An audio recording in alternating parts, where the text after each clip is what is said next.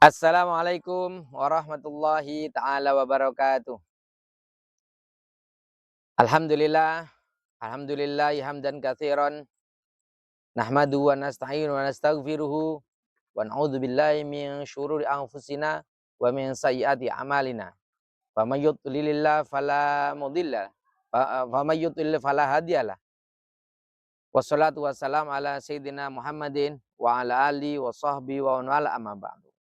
Sahabat Sakinah yang insyaallah diridhoi Allah Subhanahu wa taala, alhamdulillah kita bisa bertemu kembali dalam pelajaran kita kali ini, pelajaran hadis.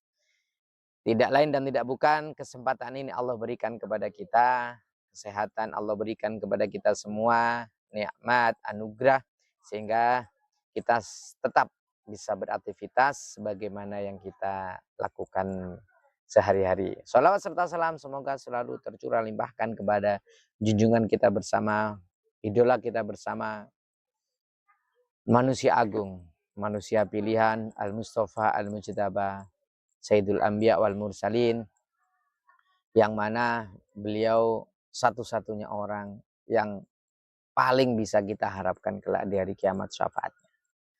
Hadirin sahabat Sakinah yang diridhoi Allah Subhanahu wa taala, mari kita lanjutkan hadis kita pada hari ini. Bismillahirrahmanirrahim.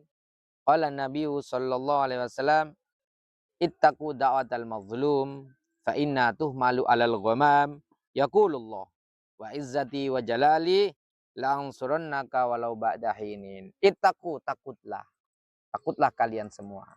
Khawatirlah, waspadalah da'watal mazlum, doanya orang-orang yang terzalimi. Ketika ada orang yang dizalimi, orang yang disakiti, orang yang dianiaya, kemudian dia mengadahkan tangannya, menengadahkan wajahnya ke langit, menengadahkan hatinya kepada Allah Subhanahu wa taala. Ketika dia sudah berdoa seperti itu, maka waspadalah. Fa inna tuhmalu alal ghamam, karena permintaan doanya orang yang terzalimi ini tuhmalu alal ghamam, dibawa oleh angin, dibawa oleh awan, dibawa oleh mendung. Yaqulullah, ya, angin ini membawa doanya kepada Allah Subhanahu wa taala, kemudian Allah bersabda, wa izzati wa jalali, demi kemuliaanku dan keagunganku, la ansurannaka, aku pasti akan menolongmu walau ba'da hinin. Entah itu sampai kapan. Tidak sekarang, besok. Tidak besok, lusa. Tidak lusa, seminggu lagi. Sampai kapan? Sampai doa itu benar-benar akan diijabahi oleh Allah Subhanahu wa taala. Makanya kita harus hati-hati dalam bertutur kata, dalam bersikap terhadap teman, terhadap tetangga, terhadap orang, bersosialisasi. Kita harus sangat hati-hati. Jangan sampai ada hal-hal yang keluar dari kita ini menyakiti orang-orang yang kita hadapi. Makanya sebagian ulama mengatakan, takutlah kamu tentang menyakiti saudaramu. Mungkin dia tidak bisa membalasmu sekarang juga. Mungkin dia tidak bisa membalas apa yang kamu lakukan, yang telah kamu menyakitinya. Dia tidak bisa membalas dengan kata-kata, tidak bisa membalas dengan kelakuan. Tapi ketika dia sudah bersujud, dia minta kepada Allah Subhanahu wa taala, hati-hati. Hidupmu sebentar lagi akan tamat. Jadi ketika sudah seperti itu, sudah tidak ada yang bisa menepis. Allah sendiri yang berjanji, wa izzati wa jalali. Allah yang bersumpah, Allah yang berjanji akan mengabulkan doa orang yang terzalimi. Doa orang yang terzalimi ini semua, tidak khusus orang Islam, semuanya. Karena kita semuanya ini adalah makhluk Allah Subhanahu wa taala. Allah Subhanahu wa taala punya sifat Ar-Rahman. Ar-Rahman itu yang belas kasih di dunia. Semuanya di hadapan Allah Subhanahu wa taala itu dianggap rata. Seperti dianalogikan kita punya anak. Kita punya anak banyak, kita punya anak 10. Ada yang patuh, ada yang tidak patuh. Ada yang berbakti, ada yang durhaka. Ada yang bagaimanapun namanya kita orang tua. Apakah ketika mereka ingin makan kita beda-bedakan lauknya? Tentu tidak. Ketika hari raya apakah ada yang kita belikan baju yang lain? Tidak, tentu tidak. Pasti akan kita samakan. Itu rasa kita saja kepada kita sesayang itu. Apalagi Allah Subhanahu wa taala. Jadi harus hati-hati, harus hati-hati. Jangan mentang-mentang kita sekarang punya kekuatan, punya backingan, punya pendukung, punya jabatan. Kita semena-mena, hati-hati. Semuanya itu ada akhirnya, semuanya itu ada batas waktunya. Maka kita harus hati-hati. Qala Nabi sallallahu alaihi wasallam, ittaquz zulmah. Takutlah kamu tentang kezaliman, takutlah kamu tentang hal-hal yang bisa menyakiti orang lain. Fa inna zulma dzulumatun yaumal qiyamah. Karena kezaliman yang kita kerjakan itu dzulumatun yaumal qiyamah, akan menjadi kegelapan kelak di hari kiamat. Akan menjadikan kuburan kita gelap, akan menjadikan keadaan kita di hari kiamat nanti gelap. Wattaqus syuha, dan takutlah tentang pelit, tentang kikir, tentang medit, tentang sayang untuk memberikan hak-hak yang harus kita berikan kepada orang lain. Ingat, di dalam rezeki kita ini ada harta orang lain. Makanya ketika suatu saat Imam Syafi'i radhiyallahu anhu bertanya kepada sahabatnya, menurut Imam Syafi'i, menurut beliau, harta yang wajib dikeluarkan hanyalah harta orang-orang yang kaya.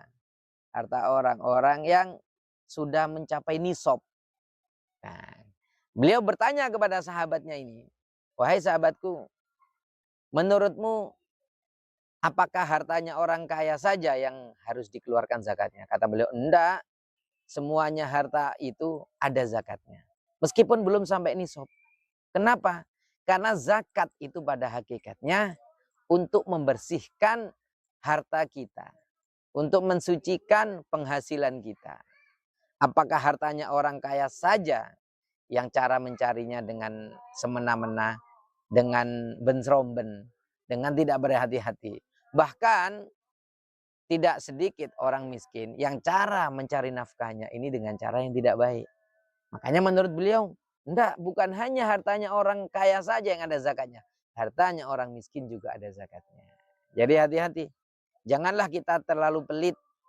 Bedanya pelit dengan hemat. Kita harus membedakan. Tipis sekali. Pelit itu ya dia tidak akan mengeluarkan sedikit pun harta untuk apapun. Sayang sekali dia genggam erat-erat harta itu.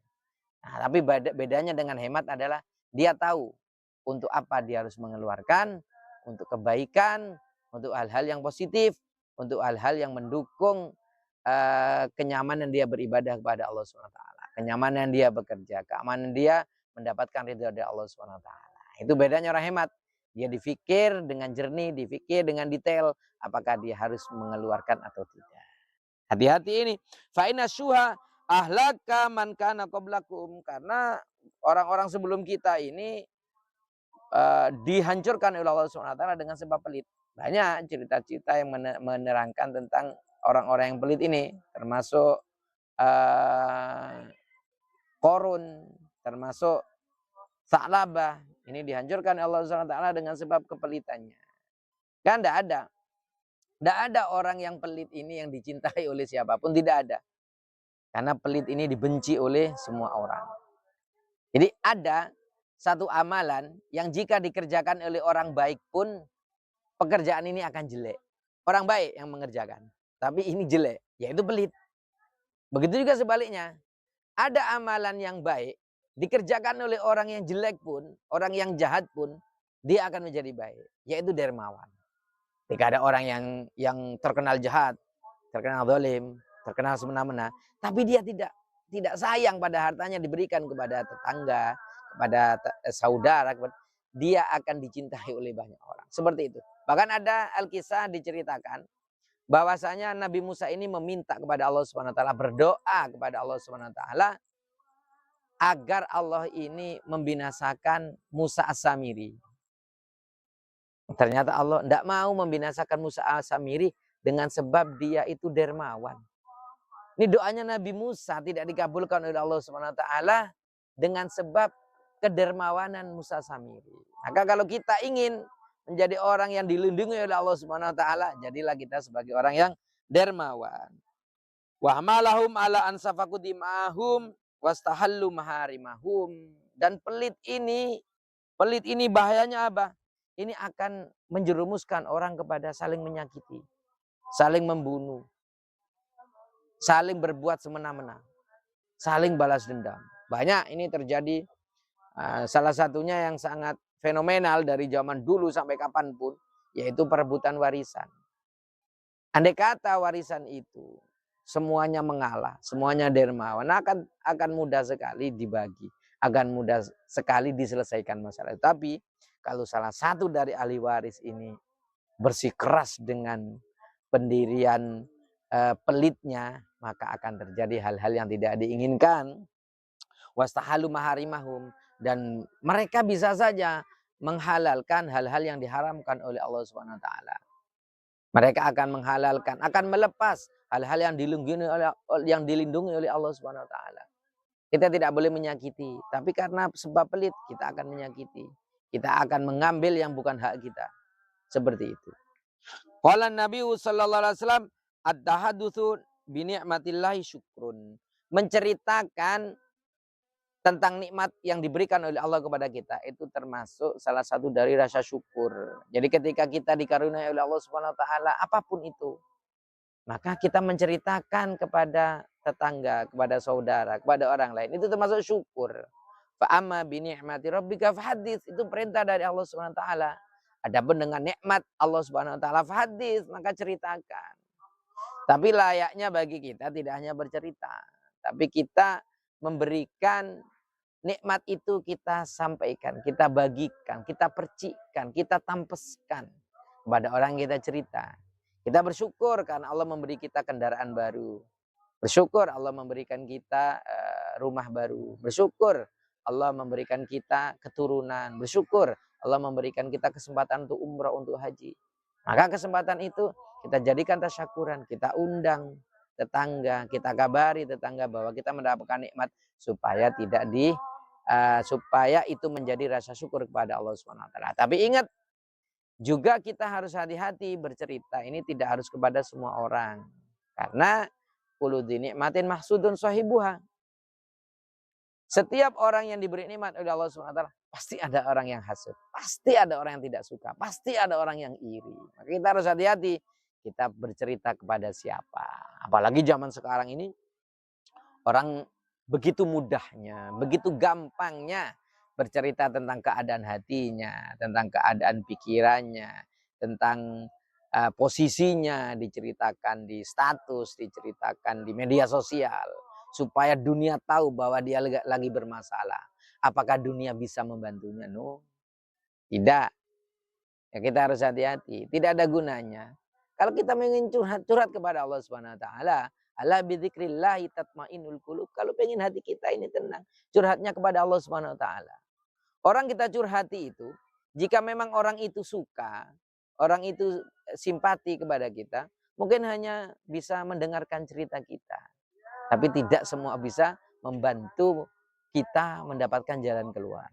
Tapi ketika cerita kita itu didengar sampai ke telinga orang-orang yang benci kepada kita, itu akan menjadi bahan cemoohan yang akan kembali kepada kita. Jadi hati-hati ketika kita bercerita.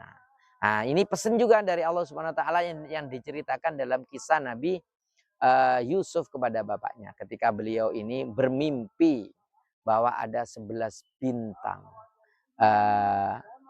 bersujud kepada beliau. Diceritakan kepada bapaknya. Bapaknya pesan jangan diceritakan ya ke yang lain. Penting. Meskipun itu sesuatu yang menyenangkan, tapi belum tentu orang lain itu suka. Jadi hati-hati itu, sangat hati-hati sekali. Waman la yashkur qalil la yashkur katsir. Orang yang tidak bisa mensyukuri sesuatu yang kecil, maka tidak akan bisa mensyukuri sesuatu yang besar. Orang yang pelit ketika miskin, pasti dia juga akan pelit nanti ketika kaya. Jadi jangan harap ada orang yang berkata-kata, oh saya sekarang pelit karena saya lagi miskin. Nanti kalau saya sudah kaya saya akan dermawan. Oh itu mustahil, itu bullshit, omong kosong. Karena itu butuh dilatih, itu butuh dipersiapkan. Kalau orang ini dari miskin sudah dermawan, insya Allah dalam keadaan pun akan dermawan. Suatu saat Abu Nawas ini bertemu dengan saudagar kaya. Saudagar ini bertanya kepada Abu Nawas, apakah masih ada kedermawanan di antara orang-orang miskin? Kata Abu Nawas, ada. Orang-orang baik itu tidak kenal keadaan. Orang-orang dermawan tidak akan kenal keadaan. keadaan dia susah, keadaan dia senang, keadaan dia luas rizkinya, sempit rizkinya, dia tetap akan bersedekah. Nah, setelah percakapan itu, ternyata suatu saat Abu Nawas itu datang. Didatangi oleh, Abu Nawas itu ditanya oleh istrinya, Pak, apakah punya uang untuk membeli makanan? Tidak ada, ini saya punya segenggam tepung, bikinlah roti. Nah, dibikinlah oleh istrinya roti. Roti pun itu karena tepungnya ini sedikit, maka rotinya juga kecil.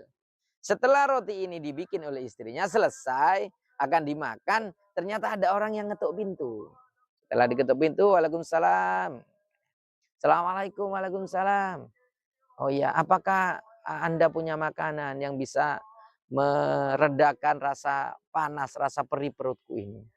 Nah, Abu Nawas, oh ada, silakan masuk, silakan masuk. Nah, yang awalnya akan dimakan berdua, dia bagi bertiga dengan pengemis itu. Dan bagian pengemis itu lebih besar daripada bagian Abu Nawas dan istrinya. Itu diperlihatkan di depan pengemis itu. Dibagilah tiga dengan bagian yang pengemis itu lebih banyak. Ketika akan dimakan, pengemis itu tertawa. Pengemis itu tertawa. Loh, kok tertawa? Ya, sebenarnya saya ini bukan pengemis. Kalau bahasa sekarang, saya sedang sosial eksperimen. Saya sedang melihat apakah keadaan di masyarakat ini masih ada orang yang dermawan. Abu Nawas itu keadaannya keadaan sangat miskin waktu itu. Nah, ketika dia ngomong seperti itu, maka saya, Abu Nawas, orang pengemis itu bilang, saya ini diutus oleh seseorang untuk bereksperimen di daerah ini. Inilah hadiah untuk Anda dari orang yang mengutus saya. Ketika dibuka ternyata itu adalah segebok uang emas. Kaget Abu Nawas. Dengan senangnya dia pergi ke pasar, dia beli makanan yang enak untuk dimakan bersama. Ditanya oleh istrinya, wahai bapak, wahai Abu Nawas, apakah kamu kenal dengan orang itu? Tidak kenal saya. Coba diingat-ingat, kira-kira siapa itu? Mungkin katanya Abu Nawas, mungkin orang itu adalah orang yang disuruh oleh orang yang bertemu saya beberapa waktu yang lalu. Dia bertanya apakah di antara orang miskin masih ada kedermawanan. Mungkin orang itu yang bertanya kepada saya. Maka layak bagi kita, manusia saja begitu mudahnya memberikan kebaikan ketika kita memberikan kebaikan kepada dia. Apalagi Allah Subhanahu Wa Taala. Nah, kita jangan pelit-pelit kepada sesama manusia. Ya, banyak cerita-cerita yang berhubungan dengan ini. Yang paling masyhur adalah dikisahkan di Bani Israel itu orang tukang zina yang membantu anjing yang kehausan. Diterima tobatnya oleh Allah Subhanahu Wa Taala, dihapuskan dosanya oleh Allah dengan dermawan rela memberikan minum kepada anjing yang kehausan. Anjing ini, apalagi kita memberikan kepada sesama manusia, apalagi kita memberikan kepada orang yang soleh, masya Allah. Waman la yashkurin nasa la yashkurillah. Orang yang tidak bisa berterima kasih kepada sesama manusia. Kita ditolong tidak berterima kasih, kita dibantu tidak berterima kasih, kita dikasih tidak berterima kasih. Bagaimana kita bisa berterima kasih pada Allah Subhanahu Wa Taala? Bagaimana kita bisa badan kita, raga kita mudah untuk bersujud kepada Allah Taala? Apakah tidak akan mudah badan kita untuk bertaat kepada Allah Subhanahu Wa Taala? Mustahil itu. Kalau kita tidak membiasakan bersyukur kepada manusia. Wal jama'atu rahmatun. Berkumpul itu adalah satu kerahmatan. Atau berkumpul itu bisa menurunkan rahmat Allah Subhanahu Wa Taala. Rukun itu bisa mendatangkan rahmat Allah Subhanahu Wa Taala. Barang siapa yang mengerjakan sesuatu dengan bersama-sama, maka insya Allah rahmat Allah itu akan datang. Jalan keluar akan ada. Akan dibantu oleh Allah Subhanahu Wa Taala. Ya, kita harus rukun kepada siapapun, lebih-lebih kepada saudara. Jangan sampai kita sesama saudara, saudara kandung, saudara serumah, sebapak, seibu. Jangan sampai kita ini tidak rukun gara-gara hal-hal yang kecil. Jangan sampai wal furqatu adzabun, dan perpecahan itu merupakan suatu siksa dari Allah Subhanahu Wa Taala. Jangan, siksa itu menyakitkan, perpisahan itu menyakitkan. Semuanya yang terpisah itu sakit.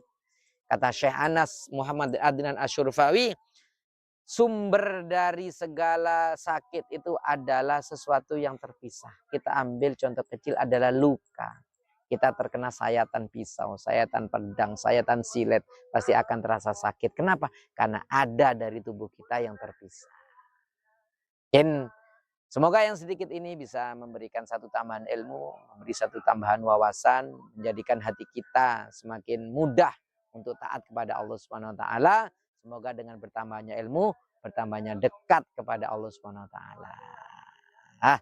Sahabat sakinah yang diridhoi Allah Subhanahu wa taala, kurang lebihnya saya mohon maaf. Wabillahi taufiq wal hidayah, waridho wal inayah. Assalamualaikum warahmatullahi taala wabarakatuh.